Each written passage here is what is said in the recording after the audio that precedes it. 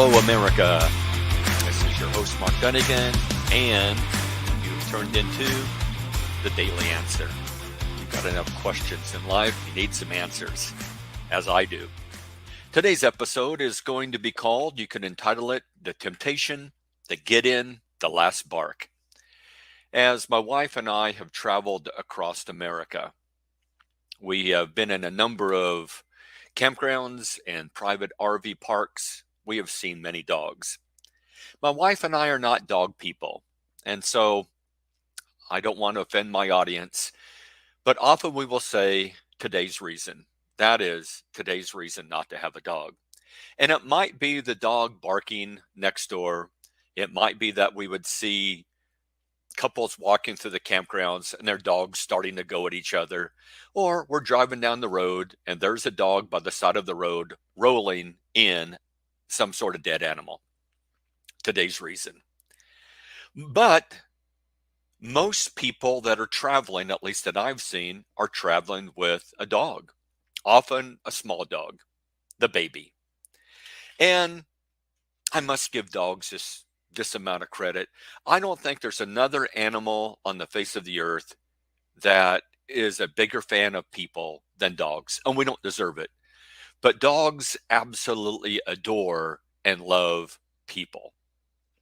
Sometimes I'll be watching a couple or an individual walking their dog in the morning or in the evening around the campground, around the park, and they're just kind of, and they go around the corner, and there's another dog on a specific RV site, and the dogs bark at each other, especially the dog on the walk.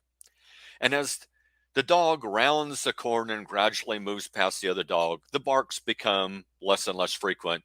But the dog on the walk, often I observed, gives one final bark as he moves on, like to get in the last word, just to get in that last bark. And I have often observed that that final bark reminds me of a common temptation in the human race, that sometimes we want to get in the final bark or the last word. In the book of James, chapter 3, verse 1, it says, "Let not many of you become teachers, my brethren, knowing that as such we shall incur a stricter judgment."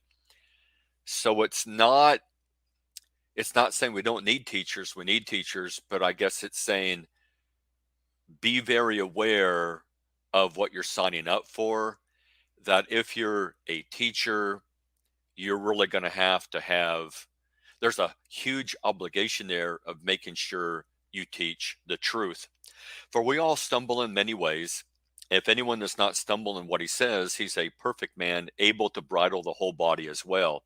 Boy, that's a great passage. Almost like if you can control what you say to other people, that's a great indication that you have the rest of your life under control as well.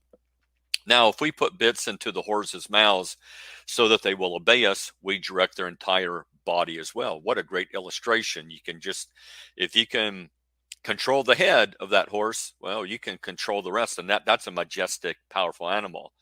Look at the ships also, though they are so great and are driven by strong winds, yet they're directed by, compared to the rest of the vessel and the ocean and the wind, the rudder's pretty small. And that rudder, though, that directs the ship. And so also the tongue is a small part of the body, and yet it boasts of great things. See how great a forest is set aflame by such a small fire. And man, have we seen that in our lifetime, how a campfire that's not completely put out or no one is there to watch it, how immediately a couple million of acres can be burned, resulting from just that, the carelessness at that small fire. And the tongue is a fire, the very world of iniquity. The tongue is set among our members as that which defiles the entire body and sets on fire the course of our life and is set on fire by hell. Be careful what you say. The source of a lot of hurtful, false things that comes from hell. And, well, you can torch your entire life by being unwise with what you say. You can burn bridges. You can destroy the relationships. You can say things that cannot be taken back. Just be very, very careful about saying like, well, I said that, but I didn't mean it. Well, wait a minute. You can't say something without, oh, well, I said it without thinking. Well, wait a minute. You can't do that. It's not possible. You did mean it at that point. Now, maybe you're sorry you said it, but when you said it, you meant it. So, and tell you what, it's very, very hard to forget the harmful, hurtful things that you've said. You say something cruel, unkind to your mate, understanding you've just made a withdrawal from your relationship bank account. And relationships really get in trouble when there's nothing left in the account. You've made too many withdrawals. For relationships to thrive, you got to make some deposits. Okay, you can't be in the red, or typically relationships fall apart at that point. People stop trying. Why should I try? For every species of beasts and birds and reptiles and creatures of the sea is tamed and has been tamed by the human race.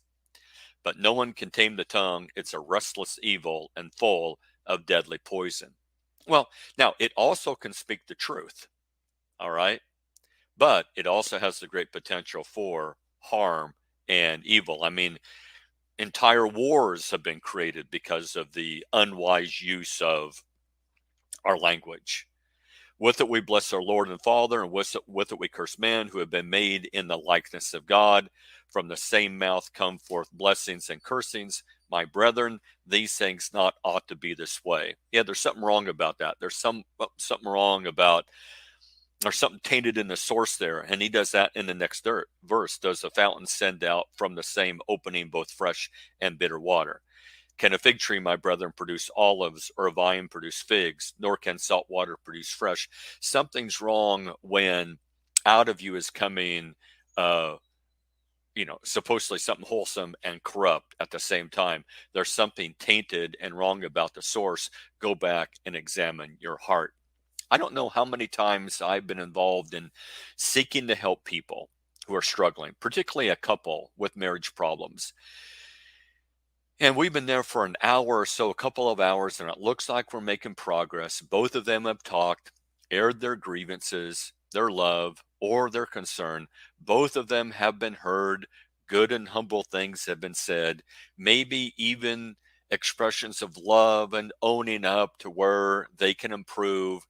And my prayer is often, now, just let all this sink in.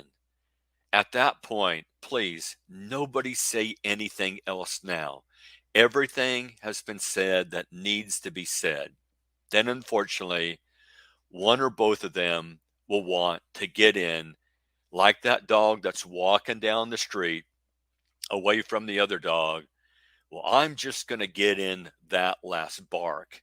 And sometimes that last bark, that last word can undo all the progress you've made up to that point. Because sometimes it's an act of disrespect. That is okay, but I just want to say, no, you've said what you need to have said, they've heard it, etc. Now, let's go and ponder it, and let's seek to improve ourselves. Let's seek to work on it. No need to get in the last bark. I remember serving with an elder years ago, and he had the ability to lovingly point out to people in such situations when they were repeating themselves. And I thought it was a great skill, because I'm not sure how many times I've been with an individual or been with a couple, and one of them keeps wanting to say something, and maybe it's the third time, and it's almost like they've got this tape stuck in their head. And this elder had the great ability to say, okay, we already heard that. Yeah, we heard you. We already heard that. And I think it's good to go into your life and ask yourself, do I have any like mental tapes in my head that instinctively I just play, and are they accurate? Are kind of the tapes in my head that typically like just go into like an autoplay sort of mode. Are those accurate tapes of the past? Are they accurate about myself? Are they accurate about other people? Maybe it's time to discard them. Maybe it's time to rewrite them for the sake of accuracy. But it's very easy. It's very easy to get in the habit of just going into kind of the same sort of mental mold of thinking. And I need to remember that in my own life. Once a point is made, you don't need to make it 5 more times. Proverbs often talks about the use of the tongue repeatedly. A soft answer turns away wrath. There are those that speak like the thrusts of a sword. And so it's important that we speak the truth. I'm reminded of Ephesians chapter 4. Speak the truth to one another. And avoid the temptation that you have to get in the last word or you have to get in that last bark. My name is Mark Dunagan, and this is the Daily Answer. And until next time, we'll see you in the funny papers.